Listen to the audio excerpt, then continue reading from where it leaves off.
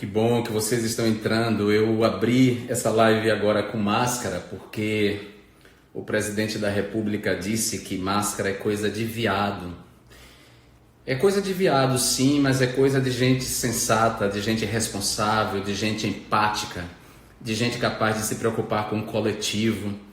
E aí, entre elas estão os viados, as sapatões, as travestis, trans, pessoas queer, né? Que bom que nós, viados, sapatões, pessoas queer, travestis, transexuais, usamos máscaras e nos preocupamos com os outros, ao contrário de uns e outros que vivem mentindo.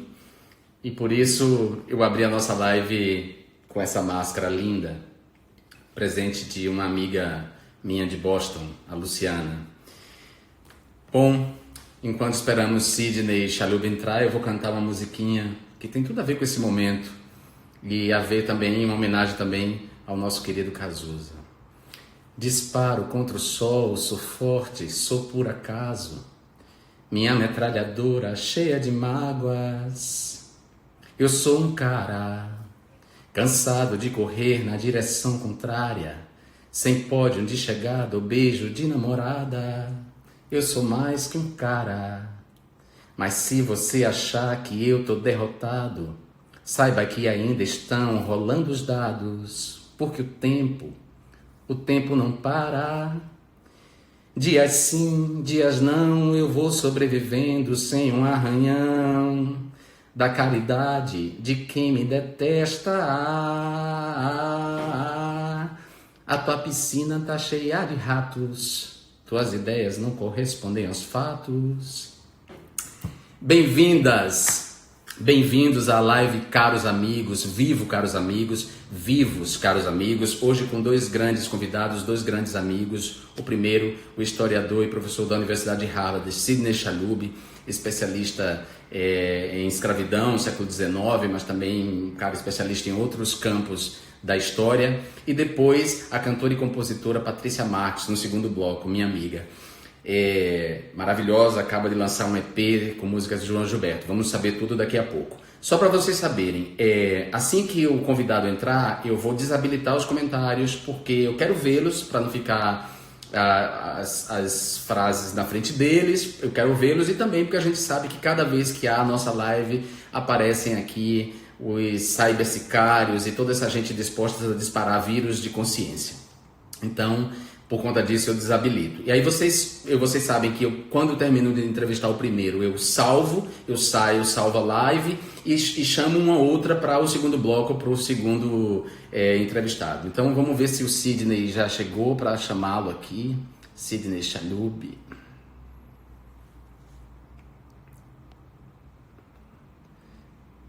Eu só espero que não tenha acontecido o mesmo que aconteceu na semana passada com o Wilson Gomes.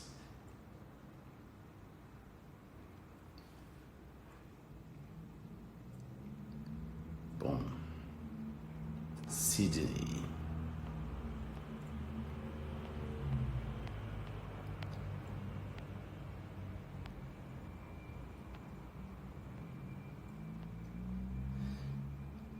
Bom, o Sidney não chegou, ainda não entrou na nossa live. Vamos aguardar ele entrar. Ah, chegou sim, o Sidney já está aqui. Sidney Chalub, pronto. Momentinho, Sidney. Já te acho aqui.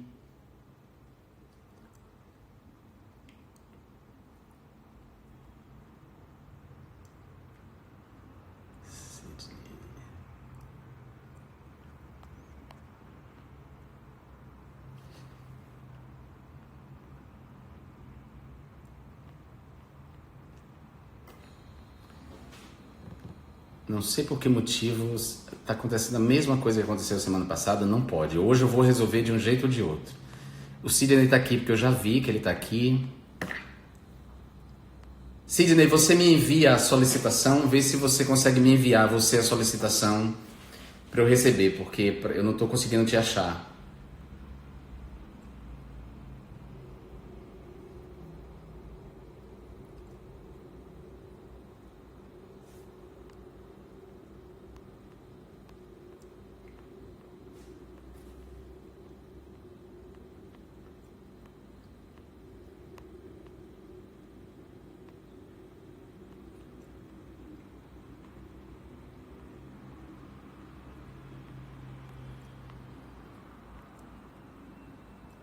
Dias sim, dias não, eu vou sobrevivendo sem um arranhão da caridade de quem me detesta. A tua piscina tá cheia de ratos, tuas ideias não correspondem aos fatos, o tempo não para. Eu vejo o futuro repetir o passado, eu vejo o museu de grandes novidades. Sidney está aqui, mas Sidney, agora vamos ver, Sidney. Pronto, transmitir. Agora sim ele vai entrar. Sidney, te enviei a solicitação.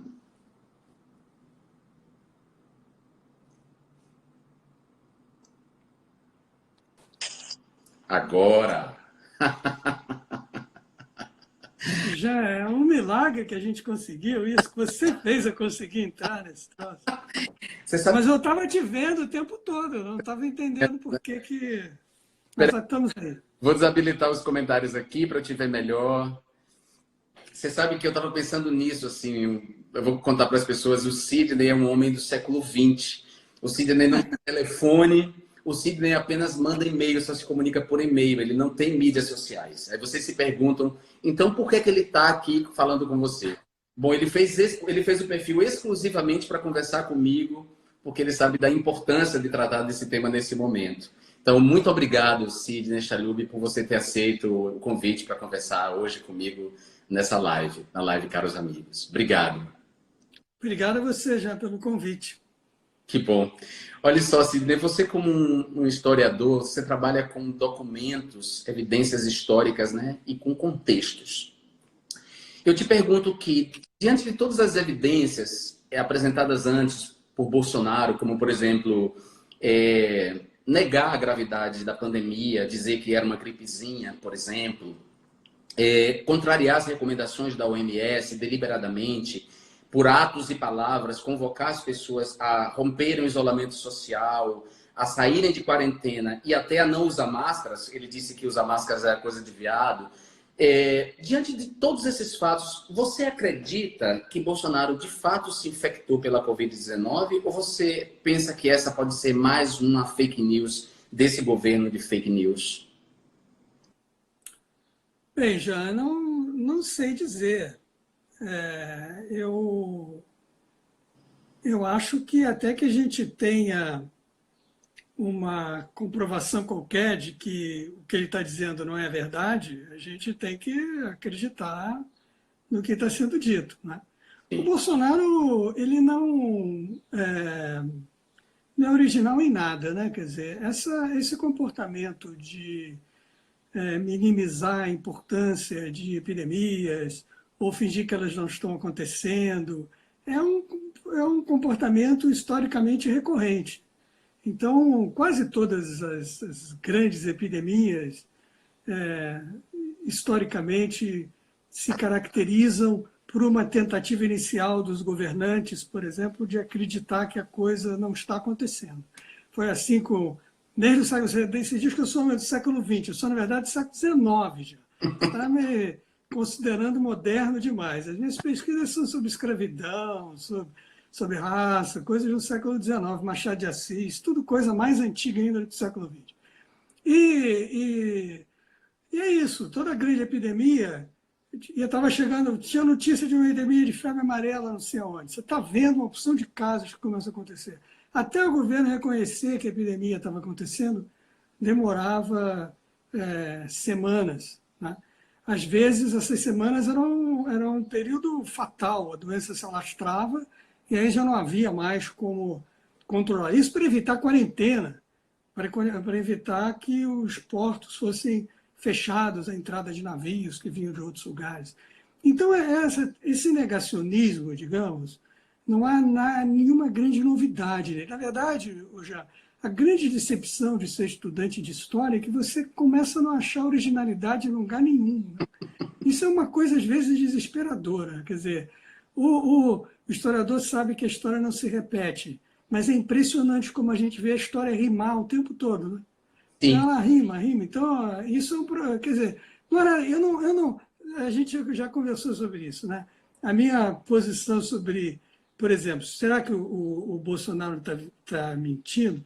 Eu estou querendo ver que alguém pegar ele na mentira. Eu acredito que. E aí a gente lida com o fato de que a mentira aconteceu. Ou seja, mesmo que as evidências estejam aí claras, por exemplo, como, né, o fato do governo ter fabricado cloroquina para 18 anos, mesmo o fato dele ter se exposto deliberadamente, muitas vezes ao público, inúmeras vezes, mesmo o fato dele ter encontrado com o embaixador americano no fim de semana, todos esses fatos não são suficientes para a gente chegar à conclusão. Precisamos sim de uma prova. A história pede essa.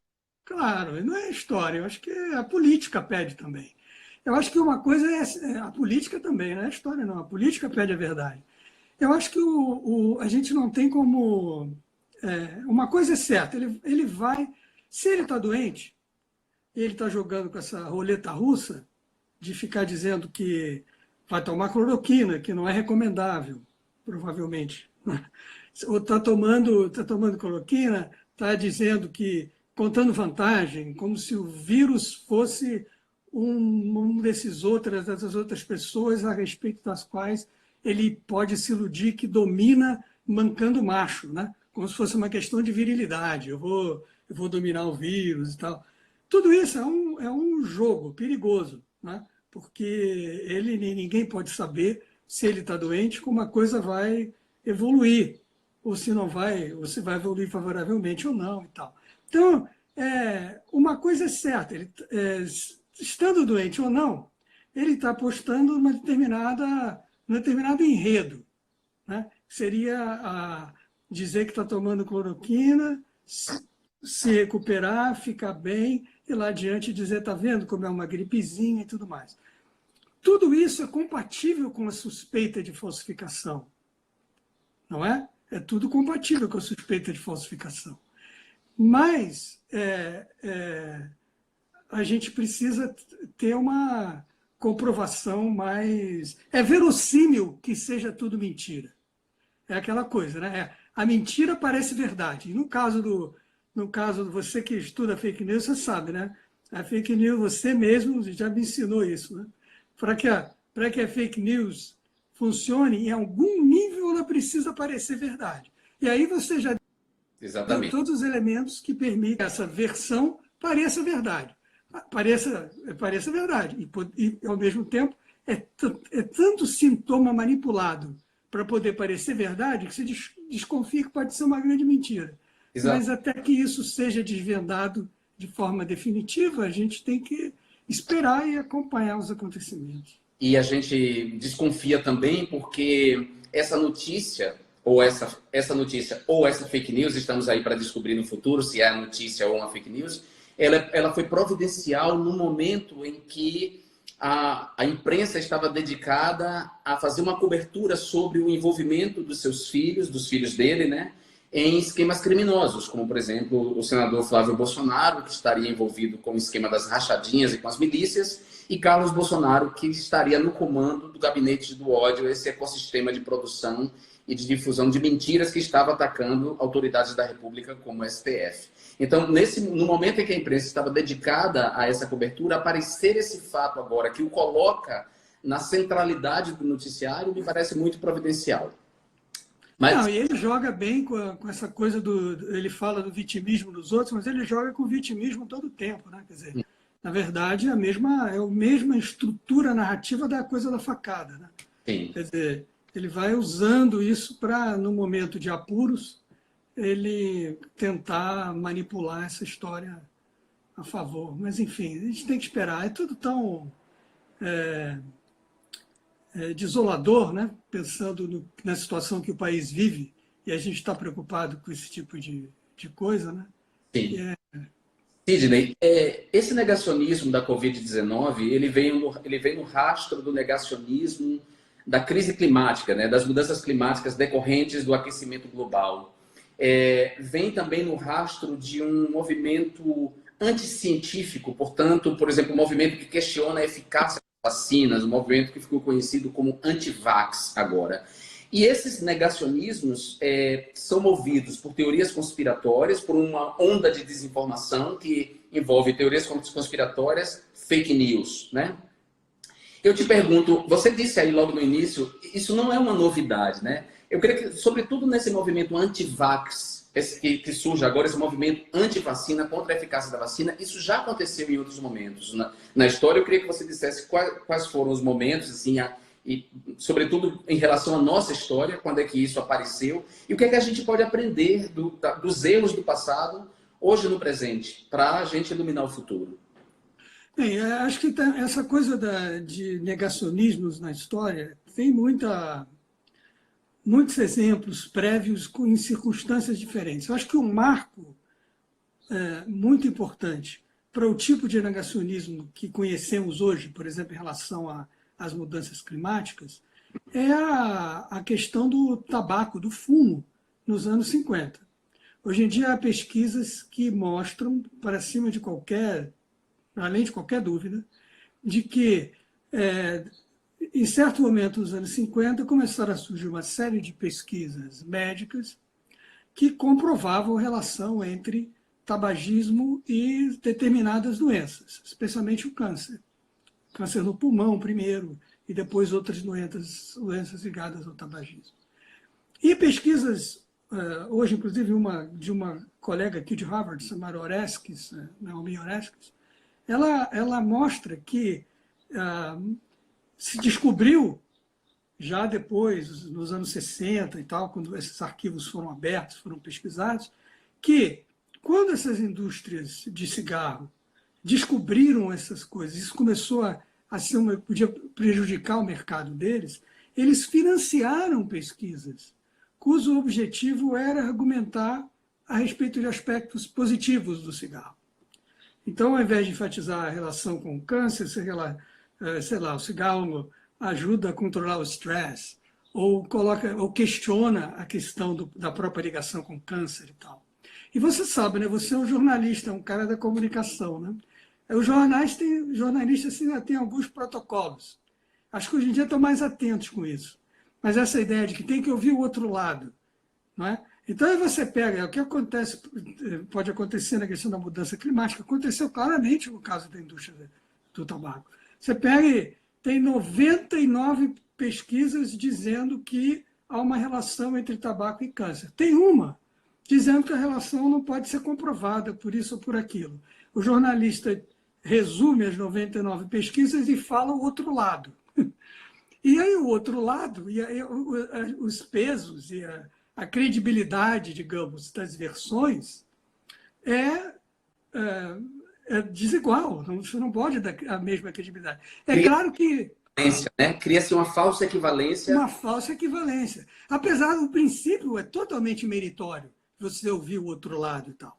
Mas aí é por isso que é importante essa coisa, esse desenvolvimento mais recente do jornalismo científico. Você tem que ter o cara treinado para avaliar esse tipo de coisa. As coisas são equivalentes? Onde é que saiu essa publicação? Que tipo de crivo ela passou? Que tipo de crivo esse outro texto passou e tal? Então, é uma situação complexa. E aí vieram os outros exemplos. A mudança climática é uma coisa parecida. Quer dizer, há um interesse enorme de grandes indústrias, de grandes setores do capitalismo, de plantar dúvidas a respeito disso. Na comunidade científica, esse é um assunto consensual, né? Mas aí tem aquele um ou outro. A cloroquina, a mesma coisa, na verdade. Essa coisa da cloroquina toda começou com um médico francês de grande reputação, que começou a levantar coisas da cloroquina, não retratou, e isso deu uma certa legitimidade. É aquilo que você fala sempre da fake news. Alguém que tinha prestígio em algum momento disse que a cloroquina e se amarraram nisso. A vacina, né? Uma pesquisa que foi feita, se eu não me engano, nos anos 90, que estabelecia uma relação hipotética entre vacina e autismo. Essa pesquisa teve uma enorme cobertura da imprensa quando ela saiu, porque evidentemente é algo que preocupa. Todo mundo quer saber a informação, todo mundo quer saber e tal. Algum tempo depois, essa coisa da ciência, você tem que repetir o experimento. A coisa que você fez tem que ser repetida em outros lugares. Aí outros foram repetindo a investigação e tal, e foram descobrindo que aquilo nunca acontecia, não se repetia, não podia ser comprovado. Tanto que o texto foi retirado das revistas, que é um procedimento científico comum. O texto, quando você prova que a pesquisa está mal feita, ou o resultado foi mal analisado em algum dos pares, né? Você pega e retira a pesquisa da publicação, ela é despublicada. Né? Então, isso aconteceu no caso dessa pesquisa, que originou essa confusão toda em torno da vacina. Já houve momentos anteriores de resistência à vacina. No caso teve uma grande revolta contra a vacina antivariólica no Rio de Janeiro, por exemplo, em 1904, um evento histórico bem conhecido e tal, por estudiosos da história do Brasil, o público em geral, volta e meia se fala na revolta da vacina. Mas essa revolta, a origem do ceticismo quanto à vacina naquele momento era totalmente diferente. Era um procedimento que já existia desde antes, mas era a única doença para a qual havia vacina. Havia muita controvérsia. Nas décadas anteriores, se descobriu que a vacina antivariólica tinha causado epidemias de sífilis, que ela não pegava às vezes, porque ela chegava deteriorada. Às vezes a pessoa era vacinada e depois tinha varíola, porque eles custaram a descobrir que tinha que revacinar. E mexia com concepções religiosas. Então, tudo isso se torna plenamente compreensível a lógica da resistência à vacina no início do século XX. Agora, depois, ao longo de todo o século XX você pega tabelas de mortalidade em qualquer cidade brasileira da metade do século XIX, a quantidade de mortes, varíola, sarampo, não é? Cachumba, essas doenças todas infantis que a mortalidade infantil diminuiu enormemente. A poliomielite era uma catástrofe, né? Até aparecer a vacina. Então, o sucesso dessas políticas de imunização como política de saúde pública está para além de qualquer controvérsia científica ou racional. Né? Claro, sempre há um exemplo ou outro de uma vacina que dá um problema aqui ou ali. Ciência é um rumo, é conhecimento dentro de um universo, digamos, aceitável de incerteza. Por isso que ela é tão institucionalizada hoje em dia. Por que a ciência é tão institucionalizada? Porque já se cometeu uma série de barbaridades em nome da ciência. Né? Durante muito tempo, o racismo foi científico, ele teve estatutos de ciência, a eugenia e tudo mais. E o que se criou, né, se você faz a pergunta, por que a gente deve confiar na ciência? Não acreditar. Acreditar, você acredita no que. Crença é outro universo. Por que você pode confiar no conhecimento científico? Você deve confiar sempre, sem nunca baixar a guarda. Uma confiança, digamos assim, inquisidora, questionadora. Mas por que é possível confiar? Em parte porque a ciência está muito institucionalizada no mundo inteiro. Né? Para você dizer alguma coisa, você tem que passar por um crivo, para começar uma formação longuíssima. Né? Mestrado, doutorado, para publicar nessas revistas, nesses periódicos, passando pelo crivo dos pares, de outros que entendem do assunto. Então, claro que pode se errar, mas enganar o sistema todo é muito difícil. Né? Então, eu noto aqui, assim, a gente pode dizer que dentro do próprio campo científico e do saber produzido pela ciência, é que atores políticos, agentes políticos se valem de determinados pontos, de determinados saberes, de determinadas pesquisas, às vezes para colocar em credibilidade a própria ciência, o próprio campo científico como um todo. Né? É o que eu percebo nos casos que você trouxe e eu percebo acontecendo agora. E agora com o agravante do acesso amplo das pessoas a um vocabulário, né? a uma enciclopédia, que é a internet. E esse acesso e essa, digamos, horizontalização tem destruído a autoridade de alguns cientistas diante de pessoas que vão lá afirmar teorias conspiratórias. Então, me parece que hoje em dia há muito mais riscos à saúde pública, há muito mais riscos do que antes, por exemplo, nesse ambiente que vivemos agora. Veja, aí assim, há várias coisas aí, né? Em primeiro lugar, em relação a uma coisa que eu acho muito... Não precisava ser tão estressante, Mas o meu lado pesquisador, que já pesquisou história da saúde pública, e pesquisa isso há muitos anos, e sempre tem interesse nessa área, uma coisa fascinante de acompanhar tudo que está acontecendo no caso da Covid-19 é, por um lado, tudo que a ciência sabe. Você vê, inclusive, um exemplo incrível de colaboração internacional. Os caras sequenciaram a parte genética toda, descobriram tudo em poucos dias e compartilharam esses dados com o mundo inteiro, o que deu origem a essa possibilidade de uma alternativa de vacina estar sendo pesquisada por vários grupos em tantos lugares. E tantos aspectos da doença estão sendo pesquisados, medicamentos e como é que a parte toda clínica, que é tudo desconhecido. O que você pode fazer? Você só pode perceber e aprender sobre a parte clínica com a doença acontecendo. Mas essas pesquisas estão sendo todas realizadas simultaneamente. Então, mas o que mais me impressiona é com essa massa inacreditável de conhecimento, a quantidade de coisas que a gente não sabe. Não é? Quer dizer, ninguém sabe quanto tempo essa imunidade, depois que você tem, vai durar. perdurar.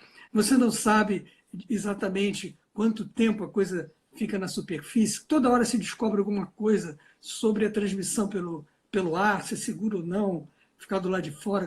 Tudo isso está sendo pesquisado. Os caras estão aprendendo em pleno voo. É interessante dizer, o tempo da ciência não é o tempo nervoso da política. Não se pode chegar a conclusões de uma hora para outra. Então, você está chegando a conclusões que são contraditórias. Exatamente, porque a ciência se move pelo contraditório. Então, você levanta uma hipótese, parece que a coisa vai naquela direção, mas você está sabendo que outros vão fazer aquela pesquisa, para aquilo se confirmar, outros têm que encontrar aquele resultado também em pesquisas semelhantes. E você está vendo toda hora as coisas se desconfirmando. Você vai ao mesmo tempo, sabe, digamos assim, entre as coisas que são noticiadas como possivelmente verdadeiras e aquilo que vai se consolidando como saber, há uma distância sempre grande. E nessa distância a gente passa o nervoso de não saber. Mas para um pesquisador olhando essas coisas é fascinante acompanhar. Se você pega o que você sabia, por exemplo, a gente está numa posição muito diferente, por exemplo, da gripe espanhola, em 1918, que já era num período em que a medicina tinha chegado na microbiologia, já tinha mais recursos. No século XIX, essas doenças, cólera, febre amarela, os médicos não tinham nenhuma noção da ideia, dessa coisa de que tinha agentes específicos, né? Vírus ou bactérias e tal, específicas para cada doença e tudo mais. Era um período em que você não tinha, portanto, microbiologia, você não tinha anestesia, as pessoas morriam de dor em cirurgias. Né? Você não tinha antibiótico, então as infecções. Eu sou um homem do século XIX, mas eu prefiro ficar doente no século XXI. Né? Não tem como, ficar doente no século XIX devia ser a porta do inferno. Tanto que os hospitais eram lugares onde as pessoas achavam que iam para morrer. Então, havia uma reação, duas coisas, dois hábitos que foram mudando muito no século XIX, quando essas epidemias também viraram pandemias. Porque antes as epidemias ficavam mais localizadas regionalmente. O que mudou no século XIX? O navio a vapor diminuiu em semanas o tempo para você atravessar, por exemplo, da Europa para a América do Norte, para a América do Sul. E depois, internamente, as estradas de ferro.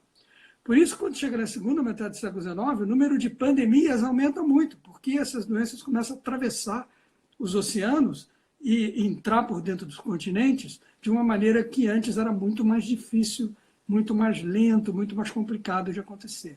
Então, as condições vão mudando sempre, mas é interessante ver como o mais duro para nós, digamos, é lidar com a quantidade de coisas que a gente não sabe cada vez que a coisa acontece. Mas a gente está muito melhor agora para lidar com isso do que lá no século onde eu vivo, que é no século XIX. Eu também acho, Sidney. O chato é que, por exemplo, em momentos como esse, de uma pandemia como a Covid, e toda a pandemia é resultado de transformações, né, tecnológicas, de uma mudança na geopolítica, de uma circulação maior de pessoas, e nesse caso agora uma aproximação entre espécies humanas e outras espécies de animais, nesses momentos os discursos de extrema-direita sempre afloram, querendo barrar exatamente esse progresso humano, querendo dar limite às circulações humanas, criminalizando os imigrantes, culpando minorias que são já culpadas. Enfim, a extrema-direita sempre busca se aproveitar nesses momentos assim de pandemia para fazer valer, circular o seu discurso. Isso aconteceu também nesses outros momentos? Sempre, já. Por exemplo, vou te dar um exemplo histórico. Uma doença como a malária, também a febre amarela, duas doenças causadas por espécies diferentes de mosquitos, né? Elas se tornaram prevalentes em boa parte do Atlântico, né? Nas Américas, na África já era, né? Tanto a malária quanto a febre amarela, tudo indica que são originárias da África. Mas, por que elas... Mas a febre amarela era rural, né? Por que elas se espalham muito nas Américas? Por quê? Porque quando você pega, por exemplo, produção de açúcar, quando você destrói toda uma floresta e passa a ter essas plantações de uma monocultura, como o açúcar e tal, como a cana, você cria, na verdade, condições para a proliferação tanto do mosquito que propaga a malária, quanto o que propaga a febre amarela. Então, você tem essas doenças, elas caminham junto com as sociedades humanas, a maneira como elas se espalham. Nisso também não é grande surpresa que transformações que vêm ocorrendo no planeta nas últimas décadas, aumento de temperatura e proximidade com determinados ecossistemas que estavam mais isolados e tal, dão origem a outras doenças, que elas antes vírus e bichinhos ficavam restritos naquele meio ambiente, de repente estouram para o mundo inteiro, e a maneira como eles vão se comportar em outros corpos, em outras regiões, a gente vai descobrindo, vendo a doença andar. Então, nesse sentido, isso também não é nenhuma... não há nada aí que seja... Eu sou um saco já, eu não consigo ver novidade em nada. Agora, assim, a história só rima. Mas o que eu gosto das rimas que você traz é porque com as rimas a gente pode ter menos medo, a gente pode acreditar que há futuro. Porque ou mais, né, Jean?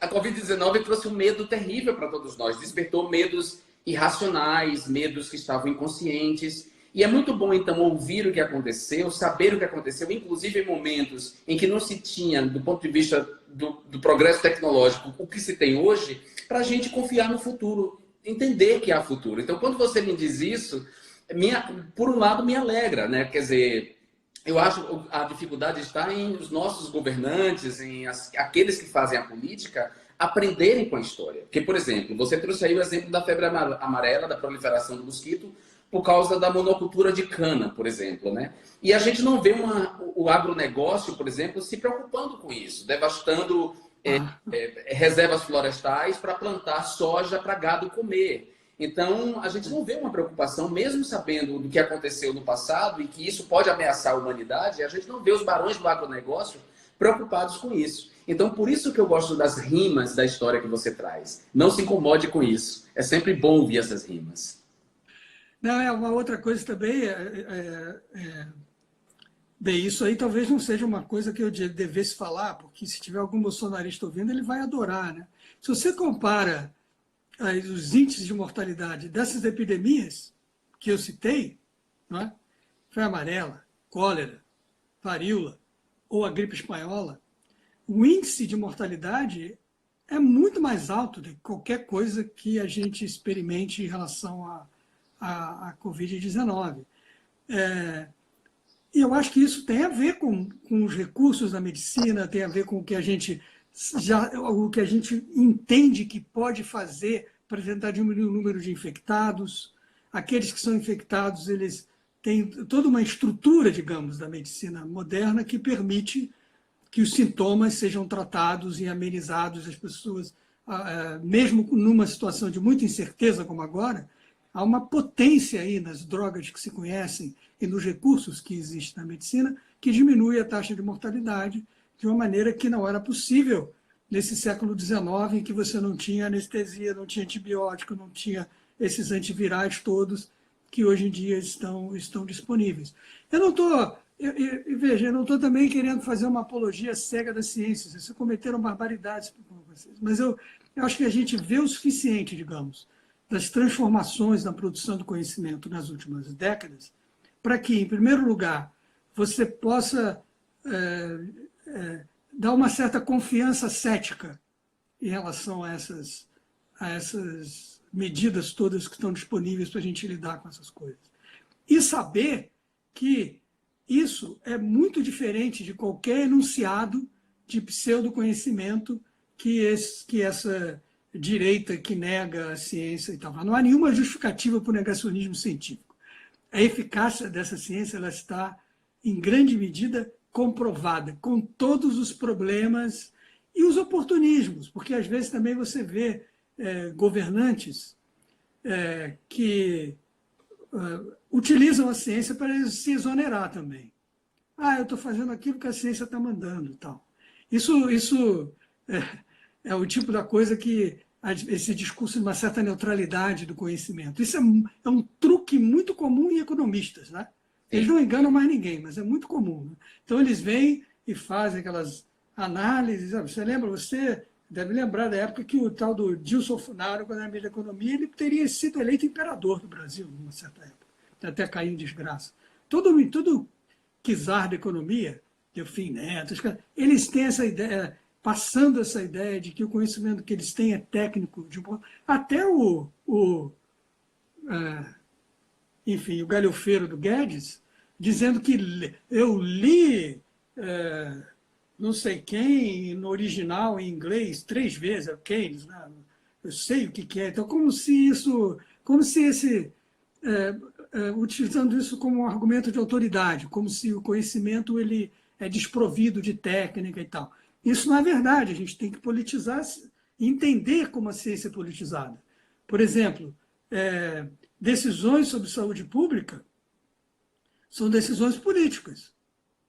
Não é? Quer dizer, a gente tem o SUS, foi uma decisão política, de um tempo em que o país estava num determinado momento com uma Constituição cidadã, querendo, com todos os seus problemas, se tornar a realidade da vida do país, e governos, apesar de suas diferenças, com compromissos democráticos, e construíram o SUS.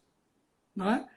E agora o que você vê é esse desmantelamento. Como você traduz o que você sabe em políticas públicas, o próprio nome diz, é sempre uma decisão política. Sim, claro, porque a ciência ela é um agenciamento, né? Nós vamos dizer assim, a ciência ela é um campo, e o bacana da ciência é que é um campo em que seus pressupostos podem cair, podem ser derrubados, podem ser substituídos, e novos pressupostos, melhores pressupostos podem ser colocados. Mas deixa eu só falar só mais uma coisa aqui antes de eu perder esse tempo, porque eu acho que é interessante para a gente conversar também. O Covid, com toda a sua desgraça, digamos, tem os seus aspectos, né, como tudo, simbólicos, né, que a gente pode explorar um pouco. Você vê o que você viu nos últimos anos, já que a gente está falando de economia. Você já viu quando tem os economistas em alta conta, né, infelizmente. O que você viu nas últimas décadas, né? Claro, tem todo tipo de economista. Mas eu digo assim, você tem no Brasil mesmo, não só no Brasil, essa coisa de Estado mínimo, né? Obsessão com déficit primário, política fiscal, todo esse receituário, privatizar todas as empresas nacionais e tal. Então você tem essa combinação de o máximo de mercado, circulação máxima de pessoas para facilitar a exploração do trabalho e circulação máxima de mercadorias, ignorando fronteiras e mercados abertos e tudo mais. A utopia, digamos assim, neoliberal, do capitalismo selvagem neoliberal. O Covid é a distopia neoliberal, quer dizer, elevada à enésima potência. Você tem uma doença que, na verdade, realiza o sonho neoliberal da circulação máxima, ela ignora fronteiras, ignora qualquer coisa, entra em qualquer lugar. Né? Está no planeta inteiro. Desrespeitando. Não adianta o Trump chamar o vírus de vírus chinês, porque não adianta. Ele ele não vai ficar nas fronteiras da China, ele não tem nacionalidade, não tem passaporte, não vai respeitar a imigração americana, ele entrou sem pedir licença. E entra assim no mundo inteiro. E essa coisa que circula, segundo a utopia neoliberal da circulação máxima sem fronteiras, faz parar tudo. Faz parar tudo. Faz parar a economia, faz parar a interação entre as pessoas ao vivo, a circulação entre as pessoas para, a circulação de mercadorias para. Então, ele é a distopia neoliberal. Esse vírus é a distopia neoliberal. É a metáfora do inferno para o neoliberalismo.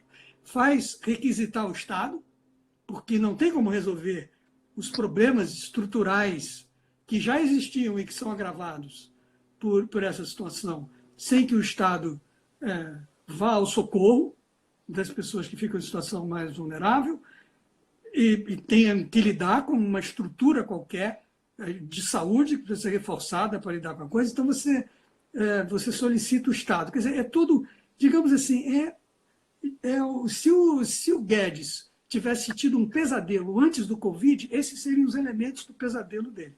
Todos os elementos, todo o pesadelo está sendo realizado. Mas, a despeito de ser um pesadelo e uma distopia neoliberal, a realização distópica de todo o plano do neoliberalismo, é impressionante como os neoliberais, inclusive ele, não dão braço a torcer e buscam soluções que são equivocadas. Por exemplo, uma delas, o racismo, por exemplo. E por falar em racismo, e ainda dentro desse tema do negacionismo, do revisionismo histórico, dessa postura anticientífica, por exemplo, da proclamação de teorias conspiratórias como a Terra plana ou algo do tipo, há revisionistas históricos que gostam de culpar os africanos pela escravidão, de dizer que a escravidão é culpa dos africanos. Aliás, Kanye West, o rapper que anunciou que vai ser candidato à presidência dos Estados Unidos, e que era trumpista, amigo de Donald Trump, chegou a dizer certa vez que a escravidão foi uma escolha. No Brasil também há muitos que dizem que a escravidão, querendo isentar os colonizadores europeus, buscam culpar os povos africanos por toda a empresa da escravidão e por toda a diáspora. Sidney, de uma vez por todas e da maneira mais simples, como a gente pode combater esse tipo de imbecilidade? E informações verdadeiras, quais são os elementos verdadeiros a partir dos quais são fabricadas essas fake news e teorias conspiratórias? Bem, aí há várias dimensões. Primeiro tem uma questão lógica geral, né, Jean? Geralmente, quando as pessoas levantam isso, mesmo em relação à violência policial, às vezes aparece esse troço, né? Não, mas o policial que matou é um negro. Tem policiais negros matando negros também. Não é uma coisa só dos brancos e tal. Ou a ideia de, mas havia negros que tiveram escravos. Ou para que africanos ficassem disponíveis para serem escravizados, havia uma colaboração de africanos na África. A ideia é a seguinte, quer dizer, aí eu faço a pergunta para você, Jean. Então parece que os negros estão sacaneando os negros e por isso a escravidão se justifica, essas outras coisas. Jean, você já viu algum branco sacanear branco? Eu acho que eu nunca vi. Você já viu? Eu acho que eu nunca vi branco sacanear branco. Quer dizer, patrão, é interessante porque é o jeito como o racismo se insinua, né? Sim. Quer dizer, você estabelece como um critério de purismo que vai além da natureza humana, né? Que jamais poderá ser atendido, porque todos, de qualquer cor ou raça, todos somos humanos, temos nossas fraquezas, as nossas virtudes e limites e tudo mais, e os negros, porque são gente e não uma raça inferior, têm todas as qualidades e os defeitos que nós temos. Então é claro que vai ter negro escravizando negro, explorando negro, como tem branco escravizando branco, explorando branco, sacaneando. Isso é da condição humana. Então esse é o primeiro ponto, é onde o racismo se insinua. Você está querendo, estabelecendo critérios, digamos, para serem atendidos, que são totalmente irrealistas e não humanos. E, portanto, você está desumanizando, tirando a humanidade dessas pessoas que têm direito às suas falhas e defeitos, como todos nós temos em qualquer situação. Esse é o primeiro ponto geral que eu acho importante. Segundo ponto é o seguinte, até questões todas estruturais. Os africanos, você vê, o Brasil foi o país do mundo onde mais vieram africanos por onde mais foram africanos escravizados. Dos 2 milhões de africanos da diáspora, que saíram das... Não 12 milhões chegaram do outro lado da América, eu sei que 10 milhões chegaram, outros morreram no caminho, né? Já escravizados, mas morreram no tráfico logo na chegada. Mais de 40% vieram para o Brasil, cerca de 5 milhões foram para o Brasil. E os outros 7 foram para todo o resto das Américas. Vieram 10 vezes mais africanos para o Brasil do que para os Estados Unidos. Isso é interessante, que diz um pouco do tipo de escravidão que existia no Brasil, né? O tráfico era um grande negócio. E uma das características da escravidão brasileira foi, como negócio, foi investir no tráfico. Era mais barato você continuar trazendo pessoas escravizadas da África para o Brasil, onde eles chegavam, tinham condições de vida difíceis, taxa de mortalidade altíssima, não é? Também havia, por estratégia de controle social, mais pessoas se tornando livres do que em outras sociedades escravistas. Então, era um lugar onde você tinha, por exemplo, em comparação com a escravidão norte-americana, no Brasil era muito mais possível um escravo se libertar. Por outro lado, era muito mais provável que ele morresse cedo, porque a taxa de mortalidade era altíssima.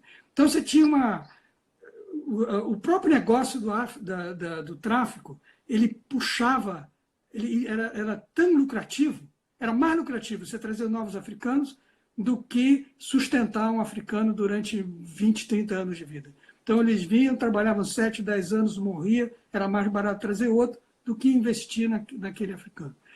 Então, foi um sistema extremamente que desprezava a vida humana.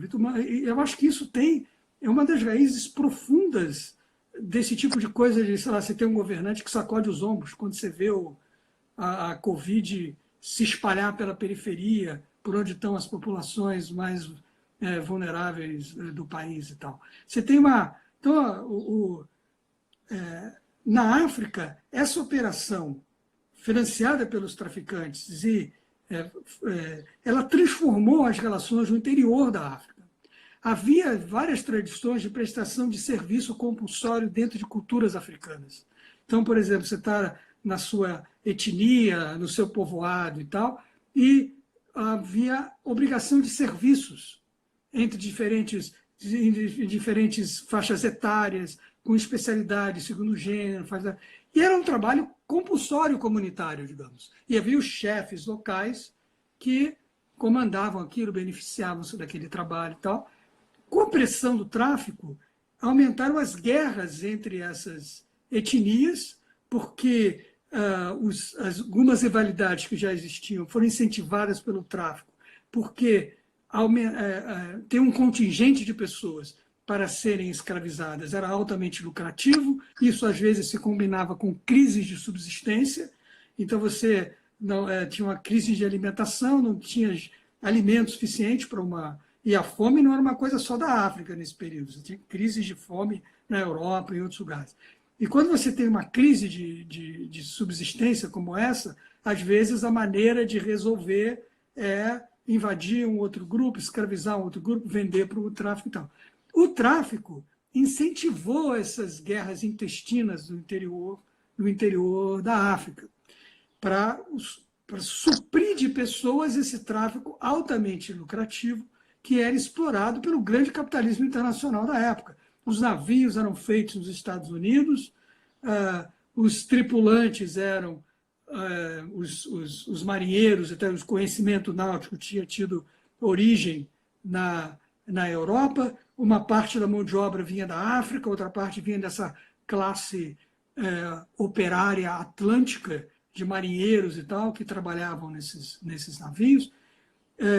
E aí você tem, depois, quando você chega, era a capital inglês, às vezes a capital é inglês, o navio era americano, a tripulação era portuguesa, a mercadoria era, às vezes, coisas que vinham do Brasil, que eram trocadas, vendidas na África em troca de pessoas a serem escravizadas. Então, era um grande sistema global, né, de exploração do trabalho. Era uma estrutura que se movia e as pessoas faziam aquilo que estava determinado dentro dessa estrutura maior. Então, evidentemente, os africanos não inventaram o tráfico africano, não inventaram a monocultura do açúcar, não, e a população que foi drenada e explorada durante séculos para que esse comércio e a exploração do café e da cana no Brasil e em outros lugares, outros produtos em outros lugares, foi feito por meio da escravização dessas pessoas. E, já, muitas vezes, contrariamente às leis do país. Né? No Brasil, você tem uma lei que abole o tráfico africano em 1831. Depois, sabe essa riqueza toda que enche da Avenida Paulista, que tem origem no café e tal? Né? Em 1831, o tráfico africano foi proibido no Brasil, devido a tratados internacionais que o país tinha assinado ou se tornar independente. O tráfico continua ilegalmente até 1850, exatamente o período em que o café paulista, fluminense paulista, se expandiu. Quer dizer, em toda a grande fortuna produzida originalmente na expansão cafeeira fluminense paulista no século XIX, há que foi ou um contrabandista de africano ou alguém que se locupletou comprando mão de obra introduzida no país contrariamente à lei. Portanto, foram todos criminosos. Bacana, Sidney, muito bom. Eu espero que tenha ficado muito claro para os imbecis, negacionistas e revisionistas da história. A gente já está chegando no final, falta pouco para a live terminar. Eu queria te fazer uma última pergunta, tem a ver com a sua indicação. Você me indicou um conto de Machado de Assis maravilhoso, chamado Segredo do Gonzo, que me serviu muito para uma aula que eu dei sobre fake news. E você disse para mim que é possível encontrar quase tudo em Machado de Assis. No Segredo do Gonzo também há um personagem que mistifica e que frauda o seu currículo. Você é professor de Harvard e a gente está vendo no Brasil a extrema-direita fraudar os seus currículos, mentir sobre os seus currículos. Por que a extrema-direita tem, ao mesmo tempo, ela quer destruir a universidade, ela quer destruir a ciência, mas ela tem obsessão por títulos, Sidney? Me responde aí. Fetiche, né? O fetiche de uma competência que você não tem de fato, né? Mas já é porque, na verdade, isso é quase que um tributo, não é? A dificuldade que nós temos para adquirir a competência necessária para ter conhecimento e para dar aula nessas grandes universidades de pesquisa no mundo todo, né? No Brasil, nos Estados Unidos. O Brasil tem um sistema universitário fabuloso, né? Construído pela sociedade brasileira. A rede de universidades públicas brasileiras é de altíssimo nível. E quem está dando aula lá já teve que fazer graduação, mestrado, doutorado, tem que passar por concursos públicos o tempo todo, é avaliado ininterruptamente. E então não tem uma vida, digamos assim, eu não conheço pessoas que se arrependam, a gente gosta muito do que faz, tem esse investimento todo no conhecimento, que é uma aventura fascinante, mas o tempo todo você tem que lidar com esses requisitos todos e aprender a valorizá-los, aprender a importância dessas avaliações. A gente se controla o tempo todo e é um conhecimento, portanto, rigoroso e que essas pessoas não têm. Né?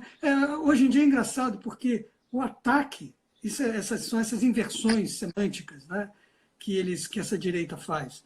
Eles atacam a universidade em nome da liberdade de expressão.